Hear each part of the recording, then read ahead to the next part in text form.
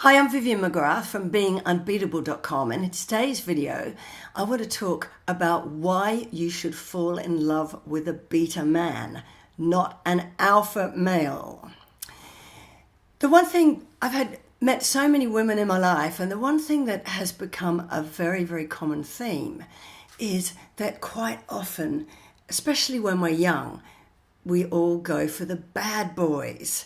Now, before I get a whole barrage of complaints, I'm not saying that every alpha male is a bad boy, but there are a lot of alpha men who are all fluff and no substance, and they're the ones I'm talking about, the slightly arrogant, narcissistic types.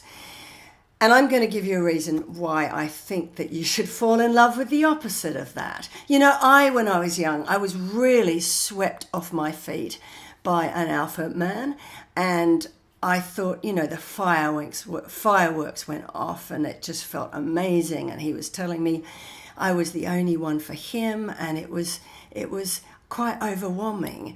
And I sort of confused those fireworks with love. And I ended up in this relationship that was no good for me. And in fact, it spiraled into a cycle of abuse that resulted in me actually almost losing my life to him. And so it took me a long time to work that out, that I was confusing those fireworks with love. And once I did, I then found the secret that I wish I'd known back then, that beta boys are the one to go for. And I'm married to one now. And this isn't something that is insulting. I'll explain why. I've been married to him, by the way, for 30 years now, and he is the strongest man I know. Number one, they're emotionally available. You know, my alpha man, there was lots of highs, and it was fantastic, but then there was chaos and there was drama, and then there'd be an argument, and then he'd storm off, and I wouldn't see him, and it would all go wrong for a while. With the beta boys, they're just there. When I first met my husband, he was just there. He was there for me. It was a slower build. You might actually dismiss a beta man as a little bit dull at first, but don't be confused. It is a slower build. And actually, it's more about friendship first and then finding love afterwards. And that is actually quite healthy. I was actually quite scared at first because he was emotionally available to me. He was so much there that I tried to push him away. I was used to somebody who wasn't that available, and it scared me.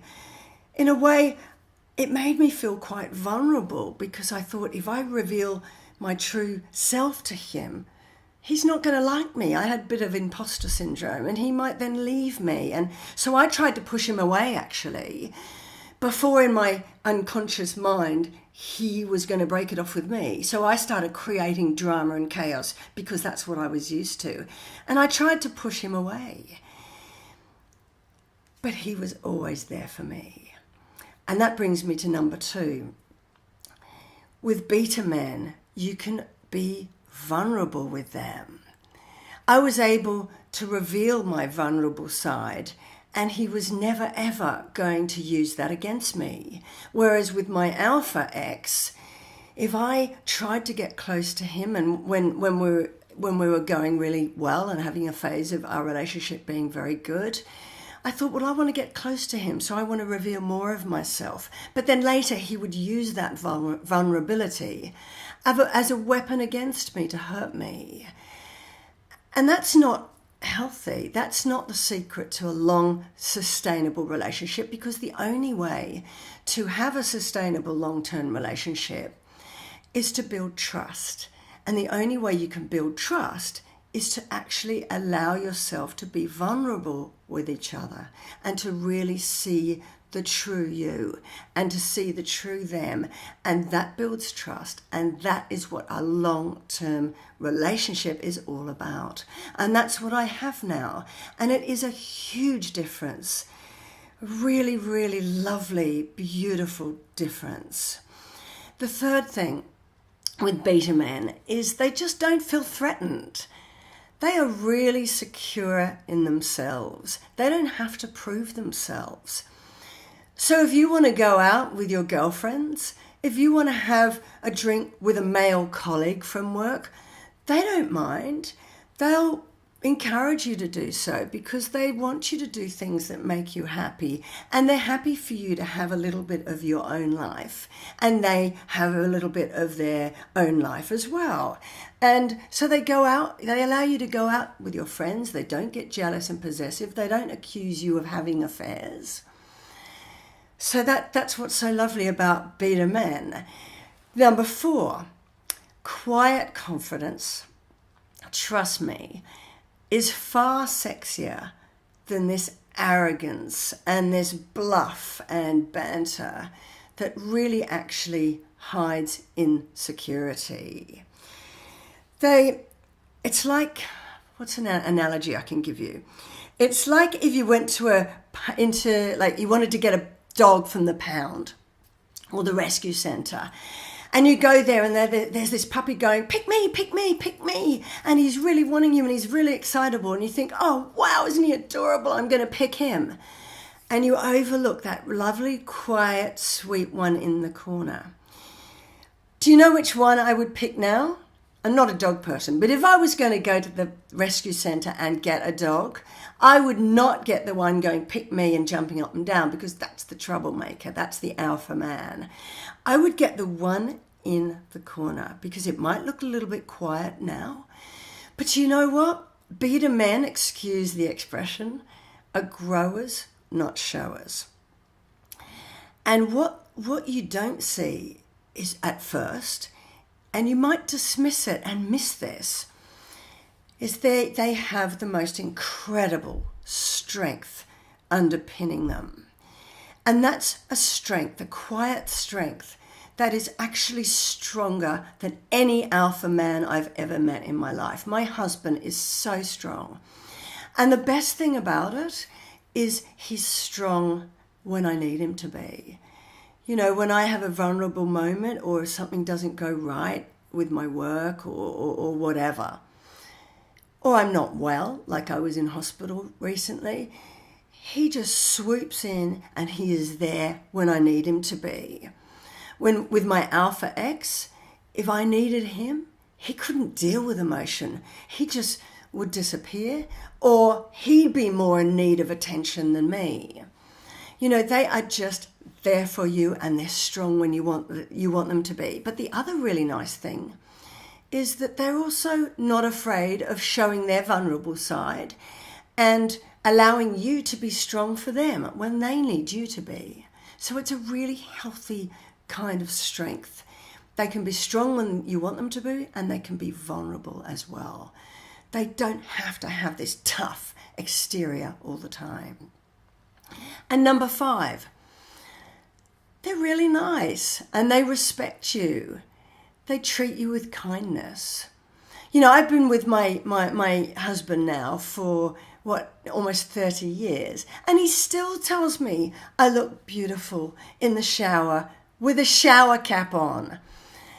He's really kind, he's really nice. And you know what happens is, if I have something going really well in my life, or I sort of came home and said I had a promotion at work, he, like the beta boys, are ones that celebrate your success. They don't get jealous of it or threatened by it. You know, if I came home and I had a completely radical new haircut, he wouldn't tear me down. He'd say, wow, you look really beautiful today. And if somebody else, a man, for example, if I told my husband, oh, this guy today said I looked really nice, you know what his answer would be? Aren't I the lucky one? He wouldn't be like an alpha or my alpha X and feel very threatened by that and really tear me down. Number 6, they don't need to be in control.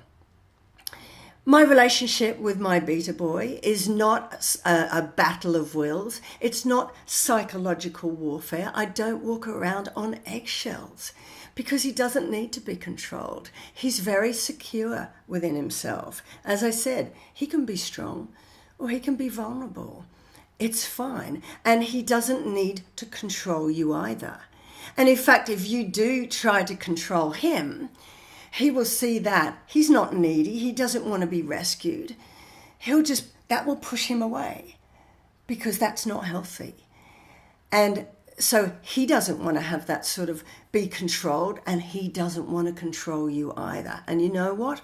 That's a healthy relationship, where you are allowed to just be two secure adults who are really both great within yourselves, and you enhance each other. It's not a battle, a psychological warfare, or it's not about control. Love is not about control.